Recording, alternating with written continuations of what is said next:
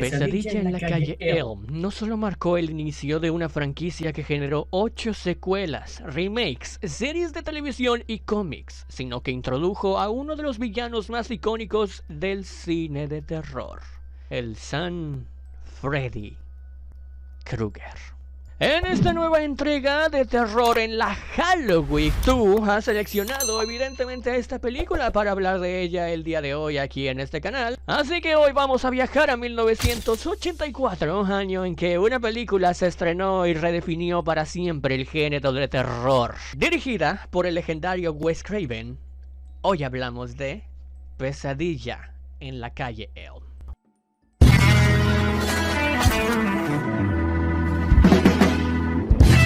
Qué buena onda verte de nuevo por acá en una review, opinión, reseña, crítica más de este canal y en una Halloween más.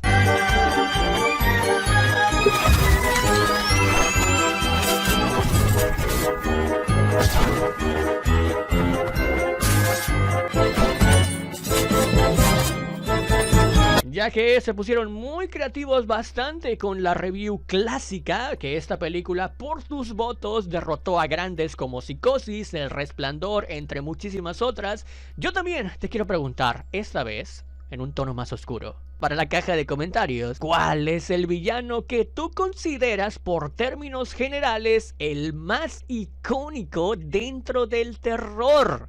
Sé que es una pregunta muy difícil porque tenemos cantidad incontable de figuras terroríficas como las que vimos bailando al inicio en el intro, ¿no? Pero es noche de brujas, semana de Halloween. Deja en la caja de comentarios toda esa creatividad de por qué para ti es literalmente ese personaje el mejor en la industria del terror. Puede ser de una película, de una serie, de un anime, de lo que sea, pero que sea para ti el mejor, y expónnos el porqué. Será bastante divertido leer esa caja de comentarios, así que déjalo por ahí, yo siempre lo estaré leyendo y respondiendo como siempre. Dirigida por Wes Craven, evidentemente, en una historia que sigue a un grupo de adolescentes que comienzan a ser acechados en sus sueños por un sádico asesino con rostro desfigurado, un sombrero fedora, suéter a rayas, y un guante de cuchillas. Ese asesino se trata ni más ni menos de Freddy Krueger, interpretado por Robert Englund, un villano que ataca a sus víctimas en el único lugar donde deberían de sentirse seguros, y en donde pasan también muchísimas cosas. Hay mucho movimiento y hay de vez en cuando cosas húmedas. Varios jóvenes de una pequeña localidad tienen habitualmente pesadillas en las que son perseguidos por un hombre deformado por el fuego y que usa un guante terminado en afiladas cuchillas. Algunos de ellos comienzan a ser asesinados mientras duermen por este ser, que resulta ser un asesino al que los padres de estos jóvenes quemaron vivo hace varios años tras descubrir que había asesinado a varios niños. Bueno, ¿qué podemos decir del gran Freddy Krueger de Wes Craven, que nos ha traído también películas como todas las que estás viendo aquí, incluidas la saga Scream, en donde yo no sé si decir si esto es más icónico? O sea, si le preguntas, es una pregunta bastante interesante para Wes Craven, si le preguntas si solamente hubiera lanzado una de las dos, ¿con cuál se quedaría? ¿Cuál de las dos consideran ustedes, espectadores, también que es más icónica? ¿La saga de este señor o la saga de este señor? Lo que hace única la trama es que Craven precisamente logra mezclar lo sobrenatural o psicológico con cómo luchas contra algo que no es real. Bueno, en un principio, ¿no? ¿Cómo te defiendes si el mero acto de quedarte dormido significa tu condena? Y más que nada en un tema o filosofía de que nosotros los humanos necesitamos dormir para seguir vivos, ¿no? Entonces es como que jaque mate, ¿no? Este concepto no solo era aterrador en el pasado, sino también innovador para la época. Craven se inspiró en varios artículos de prensa sobre jóvenes inmigrantes que murieron misteriosamente durante pesadillas, un concepto que él usó como base para el personaje de Freddy. Y este giro de llevar el terror al subconsciente fue un cambio radical comparado con los slashers tradicionales de la época, donde los asesinos eran figuras físicas. Creo que evidentemente ya sabes de la trama si es que hiciste o tú eres uno de los que votaste por esta película, pero lo que sí tenemos que estar de acuerdo que aparte de lo más icónico que este personaje puede ser para todo lo que es el terror, sin embargo, el guión. El guión, amigos. El guión en una película como estas es bastante importante para lo que es el terror en general y lo que era el terror en esa época. El guión, escrito también por Craven, no es solo una historia de horror, nos presenta temas de culpabilidad intergeneracional, secretos del pasado y la impotencia ante lo inevitable. Los adultos en esta película, quienes deberían ser los protectores, son impotentes y desorientados.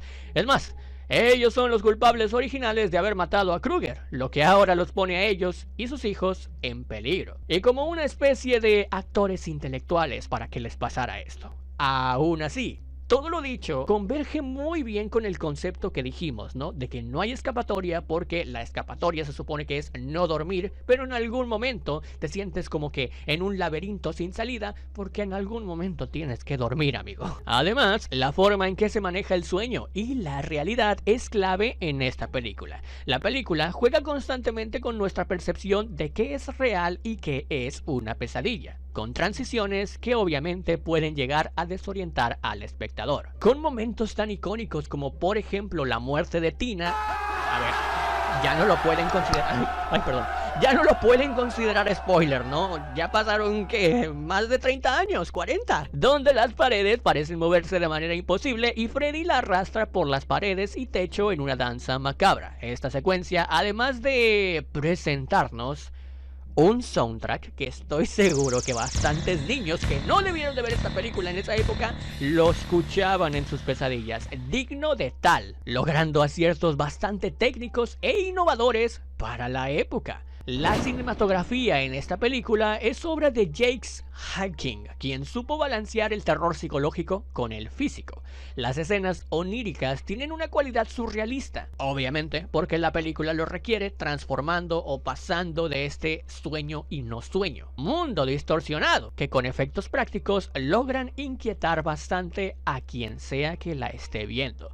Es impresionante de verdad cómo con un presupuesto modesto, sí, lo están viendo aquí, inclusive para la época, lograron algunos de los efectos más memorables de la época. Siendo así, yo diría que esto lo que fue al terror, esta película lo que le ayudó al terror como lo que fue Alien, el octavo pasajero para la ciencia ficción. ¡Pum! De ese tamaño. Solo por poner ejemplos, también tenemos la famosa escena en la que Freddy atraviesa la pared sobre Nancy mientras ella dormía. Y sí, todo esto fue creado utilizando una sábana de látex. Este tipo de ingenio detrás de cámaras es una muestra de lo que fue el talento en el equipo, aunado por supuesto a el rodaje de toda la película, el cual fue bastante desafiante. El presupuesto para esta película, como ya lo mencionamos, eran alrededor de 1.8 millones de dólares. Nada para la época, lo que obligó a Craven y su equipo a ser extremadamente creativos. La mencionada escena de Tina, por ejemplo, fue filmada en una habitación rotatoria, lo que permitió que los actores parecían moverse por las paredes y techo. Además, el maquillaje de Freddy Krueger, diseñado por David Miller, fue un verdadero logro para la época. Crear la apariencia quemada y grotesca de Freddy fue un proceso largo y complicado, pero el resultado es un villano que sigue aterrorizando a generaciones. Bueno, algunos se aterrorizan, algunos otros lo idolatran, cual sea que sea tu relación con él, es evidente que pactó o fue un paso importante para cualquier película de terror que vendría después. El mismo Robert Englund, Heather Langenkamp y el mismo también Johnny Depp son ejemplos de la gran plataforma que fue este lanzamiento para actores que hoy en día también son muy recordados o reconocidos en Hollywood. Y ya hablamos de escenas icónicas, evidentemente no podemos omitir lo que aportó para la industria del terror esa escena con litros de sangre, litros y litros de sangre falsa, para provocar ligeramente a los espectadores esa misma noche a tenerle fobia a dormir y acercarse a lo que antes solamente veíamos como un objeto, en donde pueden pasar solamente cosas, o deberían de pasar solamente cosas buenas como el descanso. No, sin descansar, Robert Englund como Freddy Krueger es sin duda uno de los puntos más altos de la película. Englund no solo interpreta a Krueger, sino que lo transforma en una figura carismática y aterradora. A diferencia de otros asesinos de la época como Michael Myers o Jason, Freddy tiene personalidad. Basado en su sadismo, su sentido de humor negro y su característica risa, esto hizo evidentemente que se mantuviera por todas las generaciones posibles hasta llegar hoy en día y convertirlo en una figura icónica de lo que es el terror. Por otro lado, tenemos a Heather Langenkamp como Nancy, la protagonista y una de las Final Girls más memorables en el cine del terror.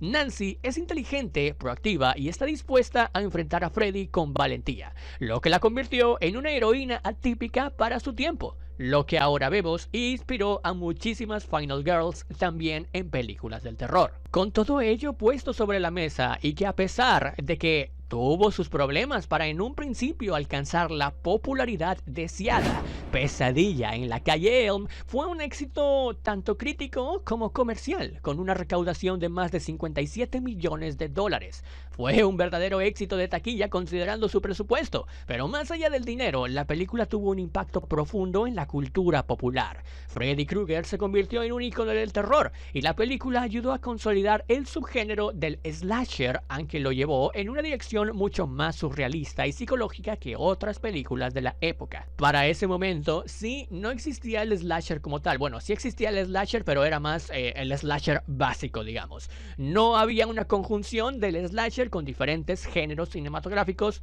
que realmente nos han dado joyas hasta hoy en día. Además, influyó a toda una generación de cineastas que vieron en ella un ejemplo de cómo el terror podría ser tanto visceral como intelectual. En resumen, sí, Pesadilla en la calle Elm, ya después de haberla visto, confirmo que es muy difícil sacarle cosas malas, muy difícil que no te entretenga, muy fácil de entender por qué está en el pedestal, no solo Freddy Krueger, sino la película como tal, en el Monte Rushmore de las películas del terror. Una obra que vamos a llamarla cimientos, digamos, de esas típicas películas que a lo mejor en su momento fue como que wow, sí. Pero su auge y prime, al descubrir todo lo que significó, llegó con el paso de los años. No solo nos dio uno de los villanos más memorables en la historia del cine, sino que demostró que el miedo podría venir de lo más profundo de nuestras mentes. Es una película que sigue siendo relevante casi 40 años después de su estreno, y que no ha perdido ni un ápice de su capacidad para hacernos temblar cada vez que escuchamos el rasgar de cuchillas en una pared, o bien este soundtrack.